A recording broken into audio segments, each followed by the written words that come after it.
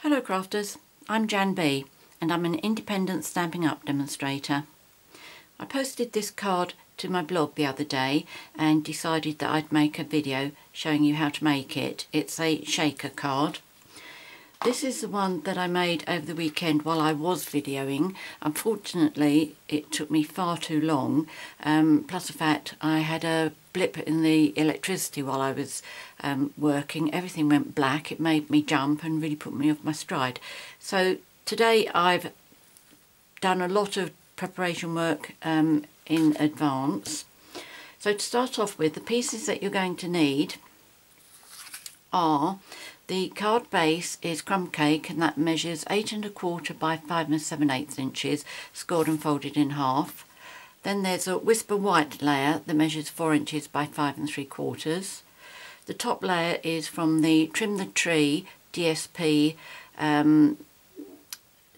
paper stack, and that is cut to 3 7/8 by 5 5/8.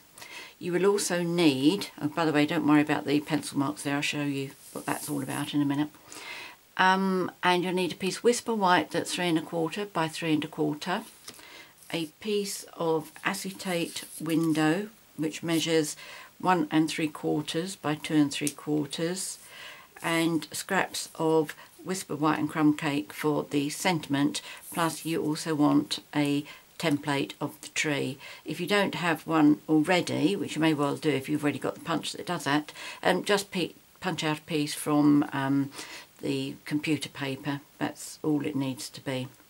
So to start off with, I need to decide where I want to punch my tree on my piece that's 3 1/4 by 3 1/4, and the reason I do measure this is because I don't want my tree coming too far to the top, otherwise it's going to look as if the point of the tree is going to be sticking into the reindeer as they're flying across, and that is what would happen if you just put that piece straight into the punch so it fits at the bottom. So what I do is I use my template and then I just measure how far I want it, as close to the centre as I can get it, and then I just do a little pencil mark like that. That's a bit too low actually, but I can correct that when I punch. So as I put it in, I know that I want to do that a bit higher, but also at this stage I can judge whether I'm about centre by making sure that I've got the same gap either side on this. So that's about centre. I'm going to move my pencil mark a bit lower down, and then I'm going to punch. Okay, so that's that. That will be absolutely ideal. On this piece I'm going to put my window sheet. Now this doesn't have to be adhered perfectly all the way round, because this isn't what's going to be stopping the stars from escaping.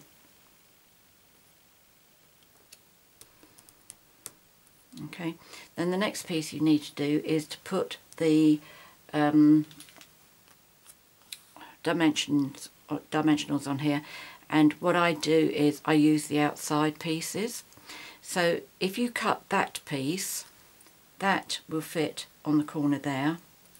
If you cut that piece, that will fit the corner there, and it will leave you a long piece here and a long piece here, which will give you enough to go down the sides, both sides of your tree. The important thing here is to make sure that you don't have any gaps. Now I have already done this.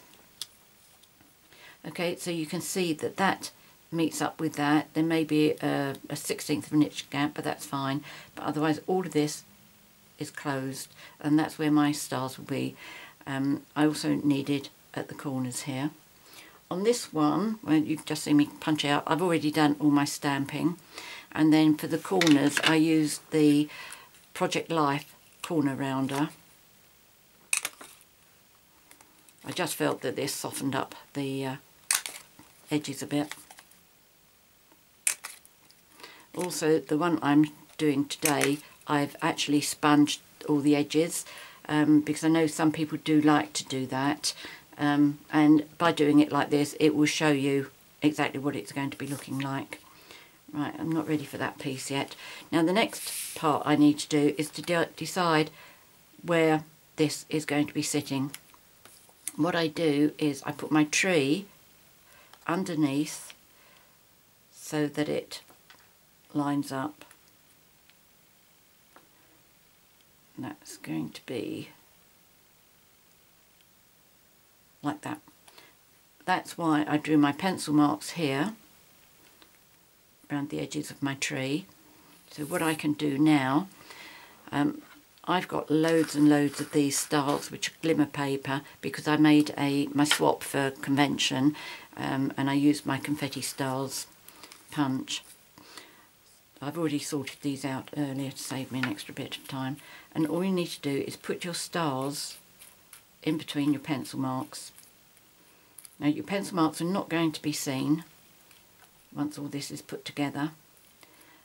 And the other thing to remember about these stars is don't allow them to stack up too much on each other. 2 is okay, but anything higher than that, you're going to find that it will stop your stars from shaking. If you want, you can, on this piece here, you could put 2 layers, which would make it that much higher, which would allow you more room for shaking here. So once you're happy that that looks right, and I want some down in my trunk as well, you just make sure that push the stars away from your edges so that they don't get stuck. Okay, so now that that piece is done, as you can see, I've done my sponging around the edges. So now I'm going to put this onto my card.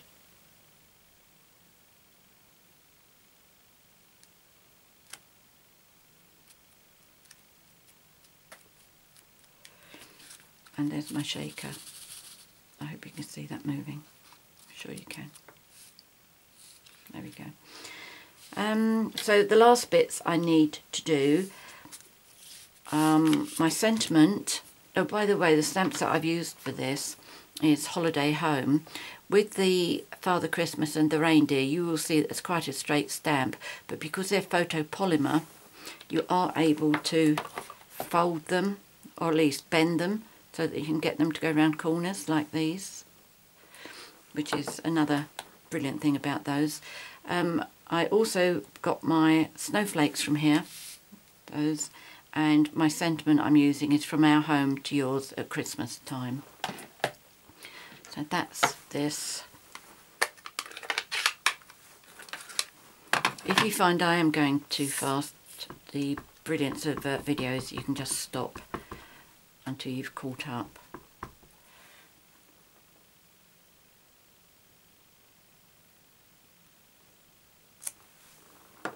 I punched this out using the modern label punch. Fits in there beautifully.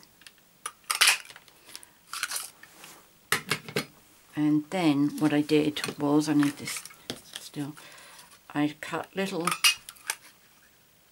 end pieces from the white and the crumb cake. Oops. I'm not going to try and lean down to get that one. Let's take it out of here. It's a bit of a shame, but oh no, I can see something. Let's take one out of here. Okay. So then what I did was I used the two-way glue pen.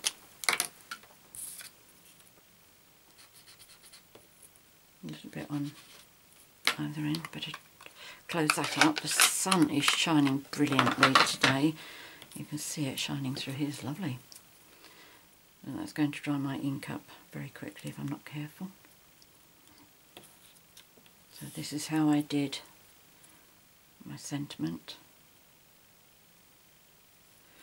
And then again for the white one.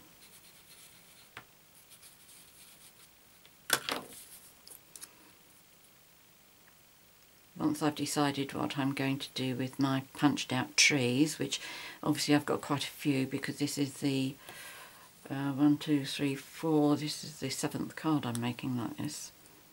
Once I've come up with what I'm going to do with it, I'll post my ideas onto the blog, on my blog.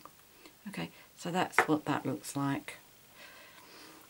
So to finish my card off, I've already done the one where I've sponged all the edges, and I'm going to put that on with dimensionals.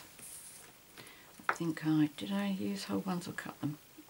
No, whole ones, that was fine.